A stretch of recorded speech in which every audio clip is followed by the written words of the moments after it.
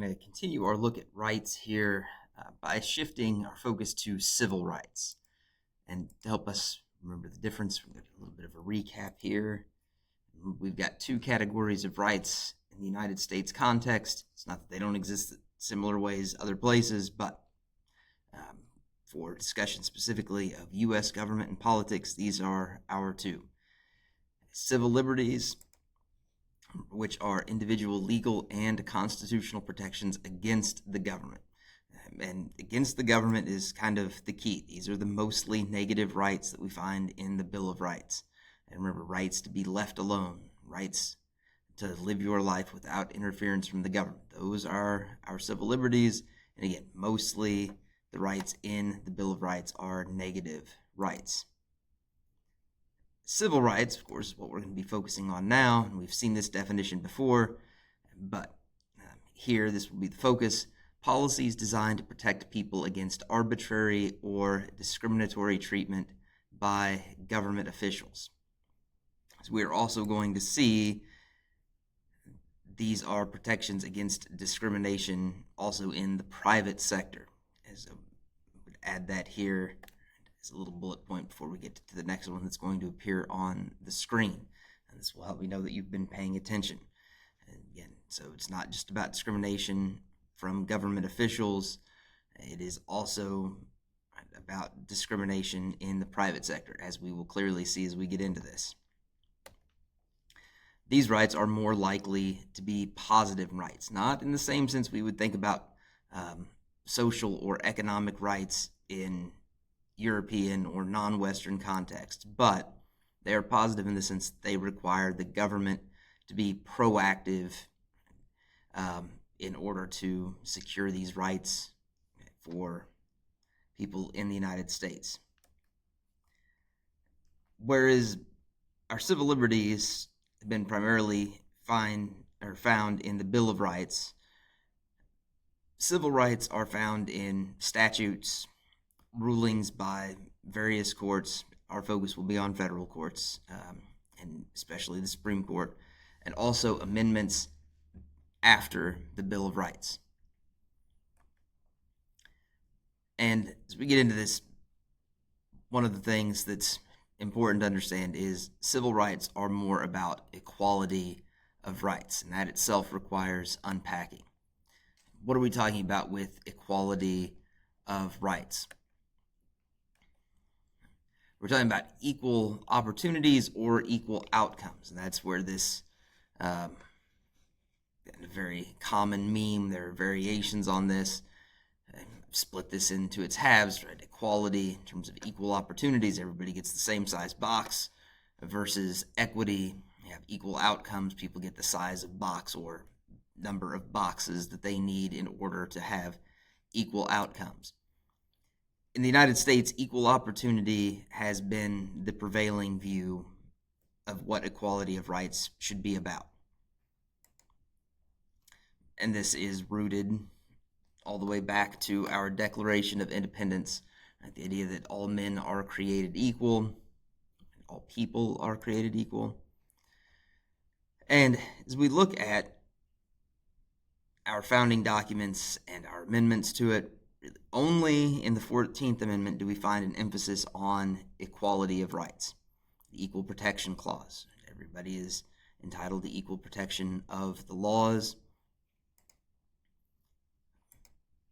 And this means at the state level as well.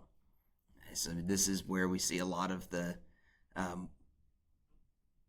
incorporation of Bill of Rights to the state level, for example.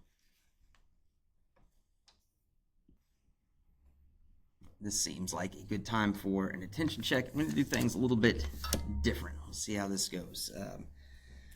These attention checks will consist of a single word only, so be on the lookout. You're not going to have as much time to notice there have been multiple terms.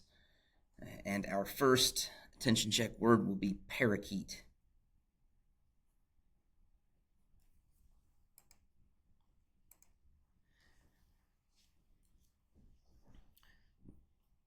Be careful with this next part, is it can be kind of easy to get lost in kind of what we are talking about.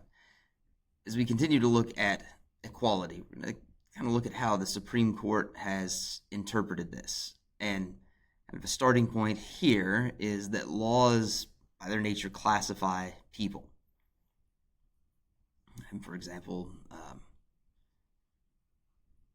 who is able to move freely about in society and who is a person who has been convicted of a crime and sentenced to prison, who is a person who is on parole and able to no longer be incarcerated, but also not as free to move and live their lives as someone who has not been convicted of a crime. The Supreme Court says lots of classifications are reasonable. They have a rational basis for existing. It is reasonable if it serves a legitimate purpose of governmental action. And this is that rational basis test. And that's how you're much more likely to hear it discussed as the rational basis test rather than reasonable classifications, especially after you leave this course. But within this course, it's more likely if you were to see this on a test, especially one that I did not write for you, that reasonable classifications is more likely the phrasing to be used. An example of the rational basis test and other classifications based on age. So the Supreme Court, the courts in general, have allowed states to restrict minors under the age of 16 from obtaining a driver's license. And the idea is people haven't developed the sense of responsibility, the maturity, lots of things that make them safe to be behind the wheel, learning to drive, and then on their own operating a motor vehicle on public roads and highways. However, it is unconstitutional to ban 16-year-old minors with detached earlobes from getting a driver's license. There is no reason for the government to think that people with attached earlobes are somehow going to be better drivers, whereas people with detached earlobes will be unfit drivers. And of course, that is a ridiculous hypothetical example, but it kind of helps you dip your toes in this topic and get a grip on what rational basis tests and what reasonable classifications are about. If someone wants to challenge classifications, if we are talking about a classification that meets the rational basis test, the burden of proof to challenge a classification as unconstitutional is very much on the plaintiff. And here we would be talking about plaintiffs. These kind of challenges would be done in civil court, not in criminal court. Okay, so we're not talking prosecutors and defendants, we're talking plaintiffs and respondents, or plaintiffs and defendants, but civil courts. So that's not the end of the discussion. Over time, the Supreme Court has developed 3 standards of review for laws. If a classification is inherently suspect, then the burden is on the government to demonstrate that that law with that classification is legitimate. The Supreme Court has determined that racial or ethnic classifications in the law, such as Jim Crow policies of separate facilities of all kinds for different racial groups or ethnic groups, in some cases, some places, particularly in the Southwest, had different classifications for whites versus people who were simply non-white, including people from Latin America. A long time ago, of course. But these kinds of segregation, racial segregation policies, Jim Crow, are presumed to be unconstitutional. The government, in this case, must then prove that there is a quote-unquote compelling public interest for that law's classification. One example of this that has very much been the subject of the courts: federal laws that limit alcohol sales on Native American reservations. There are restrictions on alcohol sales and distribution in Native American reservations that are non-existent outside of that context. So there is definitely a classification here of Native Americans versus everybody else. And in this case, the federal government has had to prove that there is a compelling public interest for maintaining more restrictive laws about alcohol sales on reservations. And the government has, in the eyes of the courts so far, done this by pointing out greater negative social and health impacts on Native American reservations than in the rest of the United States. And so, in this case, an inherently suspect classification has been upheld by the courts.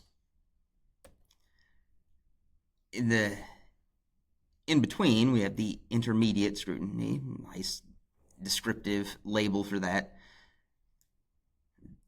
Gender classifications are the main type of classification that is relevant here. For example, conscription.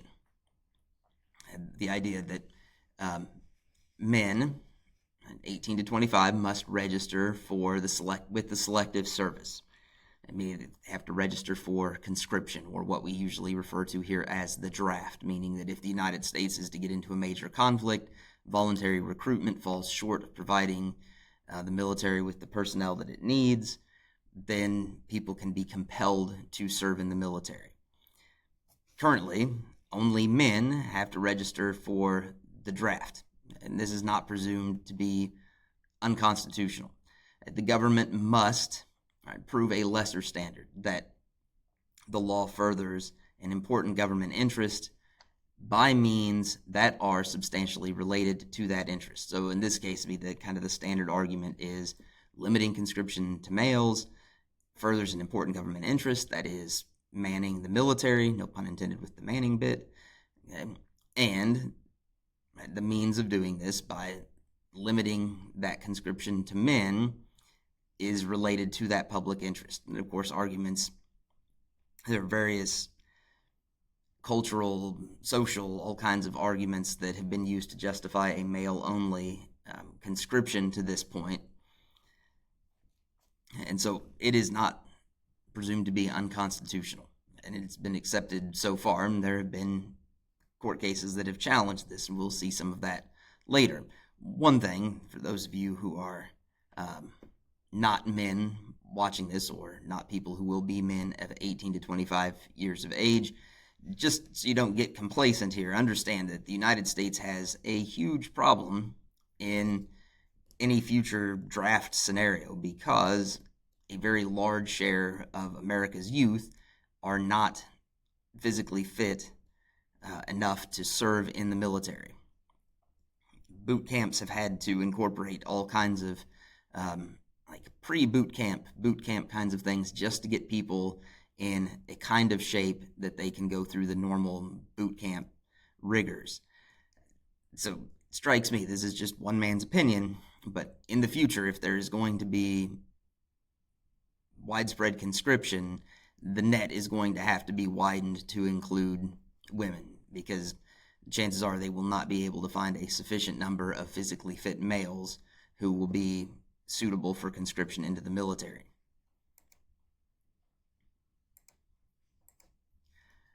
Third, this is the category we've kind of already talked about, the reasonableness or rational basis classification. And this one is presumed to be constitutional. The burden to challenge such classification is on the plaintiff. It is presumed that there is a legitimate government interest. For example, voting at 18. As we will see as we get into this, and make sure we know before we go into our big test at the end of the year, the 26th Amendment lowered the voting age in federal elections from 21 to 18. And the idea here is kind of similar to limiting driver's license age to people 16 and above. And the idea is that 18-year-olds have the maturity, they have the life experience, they have enough skin in the game in terms of working and paying taxes to be qualified voters. Whereas people who are younger might not have the maturity, they might be too easily influenced or pressured by other people, and so they may not be ready to vote. Of course, sometimes we don't, even the government does not necessarily make great choices about voting, trying to recruit people like Sean P. Diddy Combs to be a part of their Vote or Die PSA campaign, but that's a separate matter. And of course, there are questions, right, about whether the voting age should be lowered to 16. If someone were to challenge the constitutionality of this classification as the cutoff between voting and not voting, the burden would very much be on the plaintiff, right, to prove that there was something wrong with this classification and that we should instead adopt, right, that standard, for example. Seems like a good time for another attention check. Let's see. Abyss will be the word for this attention check.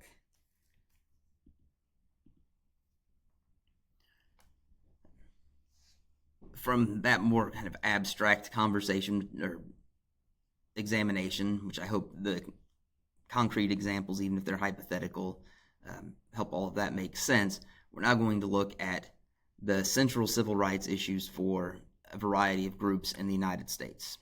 And we'll take these in order: African Americans, other ethnic minorities, women, disabled people, homosexuals, and that will round out our list. And when people think of civil rights, they quite likely think about African Americans first. We think about things like the civil rights movement, and we think about, of course, things like the history of slavery. And important to understand that initially, slavery was upheld and even supported by the Supreme Court. Dred Scott versus Sanford prohibited Congress from banning slavery in new states that were being admitted. So we have 1857, we've got all of this territory to become states, and Congress was not allowed to ban it in those new states.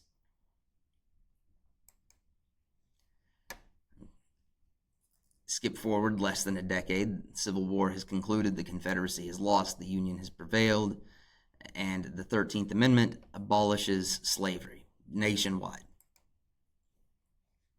From there, we go to Reconstruction. I know this is a much faster look than you got last year in your U.S. history class.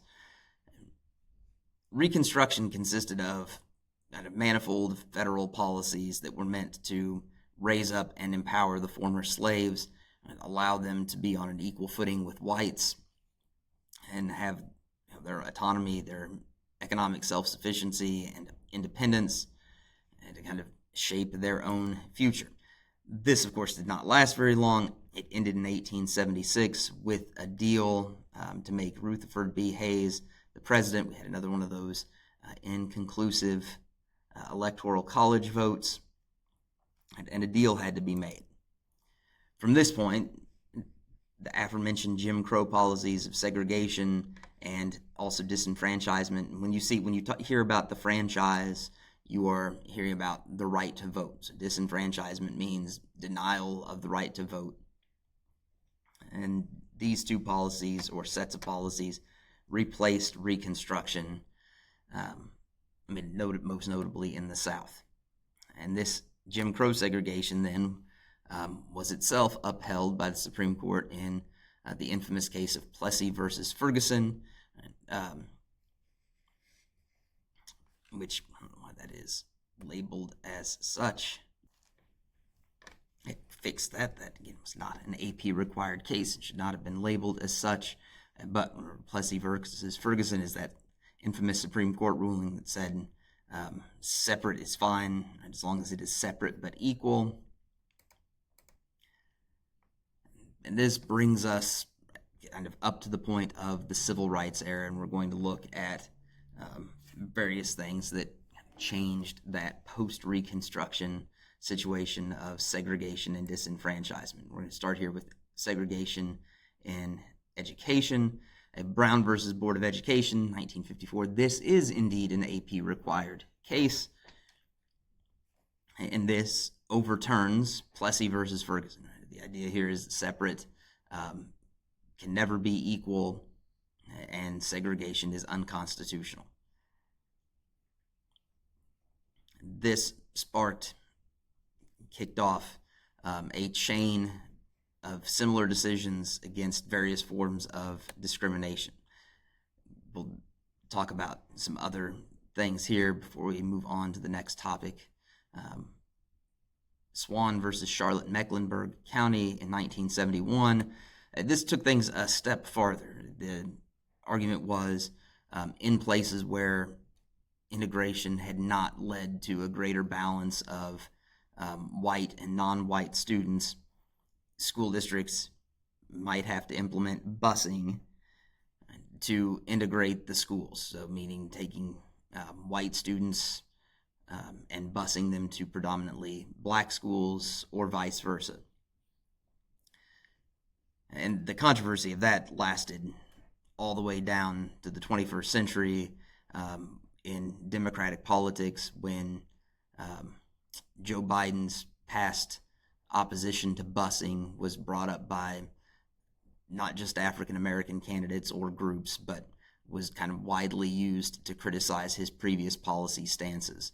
So you might not think of busing as the big deal, and in this case is not AP required, whereas Brown versus Board is, but the issue of busing in Swan versus Charlotte Mecklenburg is a big deal, and that is why that Supreme Court case has made the cut here.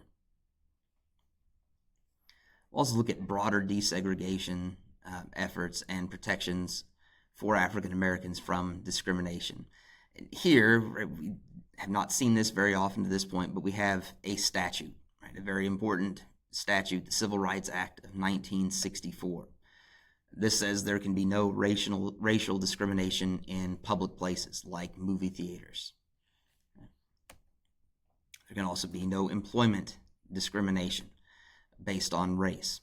And here we get the U.S. Equal Employment Opportunity Commission, right, created to monitor employers. Any place of employment, you can even see these around our very own school building. There are required posters to inform employees of the existence of the EEOC and remind them of their rights against discrimination in employment, and of course provides them with contact information if they need to file a complaint with the EEOC. In addition to the requirements, this is one of those cases where we see kind of not so much carrots, but definitely a stick. Federal funds can be withheld from schools or other institutions that receive federal funding if they are found to be discriminating on race. And the act specifically empowered the Justice Department, which is one of our cabinet-level departments, to enforce civil rights by filing civil lawsuits against discriminating institutions, right, to kind of force them through the courts to end discrimination. So there are two sticks here. Funding can be withheld, right, or the Justice Department can actively pursue enforcement through the courts. I'm sorry, this is a whirlwind tour, but as you know, at this point in the year, we've got a lot to cover, and a lot to cover fast. Voting rights. We're back to amendments here. We've had the 14th, now we've got the 15th, granted suffrage to African Americans. But remember, from the end of Reconstruction in 1876 through especially the start of the 20th century, the 15th Amendment had limited practical impact. States imposed literacy tests. You had to prove that you could read. You had to show that you could understand parts of the Constitution. Poll taxes, you had to pay to vote. And both of those tests, literacy tests and poll taxes, were meant to discriminate against African Americans, partly because they had less money. And the literacy test, just to be clear, this was not always that African Americans were more illiterate than whites in a lot of these states, especially whites of similar socioeconomic status. But the government officials who would administer these literacy tests, they picked and chose which parts of the Constitution a person had to read and express understanding of. And African Americans often got more difficult bits of the Constitution than a white would get. And further, to make sure that these policies really did not limit white suffrage, there were grandfather clauses. So anybody whose grandfather could vote in 1860, on the eve of the Civil War, was eligible to vote, regardless of whether they could pass a literacy test. There were also white primaries, so only whites could participate in primaries, and this was in the Democrat Party only. This was the era of the Solid South. We today most likely think of the South as red Republican states, or at least Republican-leaning states, but during this time period, we refer to the Solid South, which was Democrat control of southern states. And so if they had white primaries, then only whites' votes were going to matter, and those votes in the primaries would shape who could be selected in the general election, even if African Americans were able to find their way to vote. These things had a huge impact. I mean, both of these images are from the Reconstruction era, where we have African Americans voting.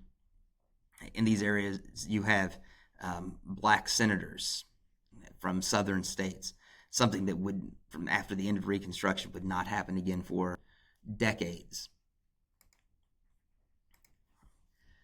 What turns us around in the 20th century is really, to begin with, Supreme Court and federal court rulings against disenfranchisement of black Americans. So grandfather clauses were ruled unconstitutional and stricken down in Gwinn versus United States in 1915. White primaries were ruled unconstitutional rather later in Smith versus Allwright.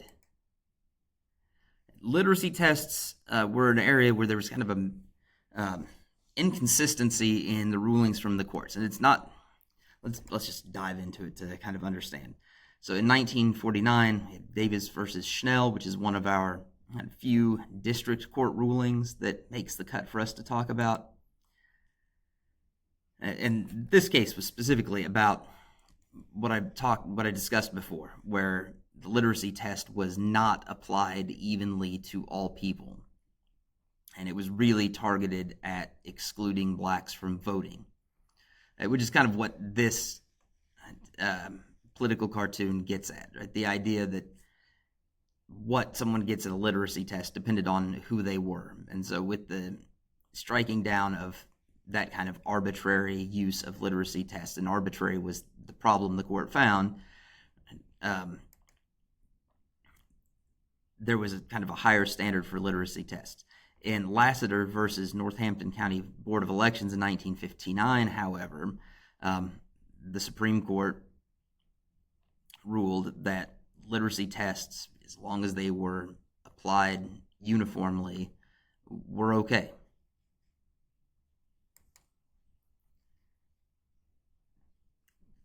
A lot of this gets sorted out in the 24th Amendment in 1964, so about the same time as we get the Civil Rights Act of 1964. The amendment bans poll taxes, followed on the heels of the Voting Rights of 1965. So again, this is the Civil Rights era. We have the Civil Rights Act of 1964, the 24th Amendment in 1964, the Voting Rights Act of 1965. This prevents states from using any method to disenfranchise. So your literacy tests, your white primaries are out. The federal government could have registrars that would be there to supervise registration of voters and elections. This was an era that led to heightened scrutiny. If states were found to have had a history of discriminating against blacks, when they changed voting policies, when they redistricted as a result of reapportionment, their policies were subject to federal review.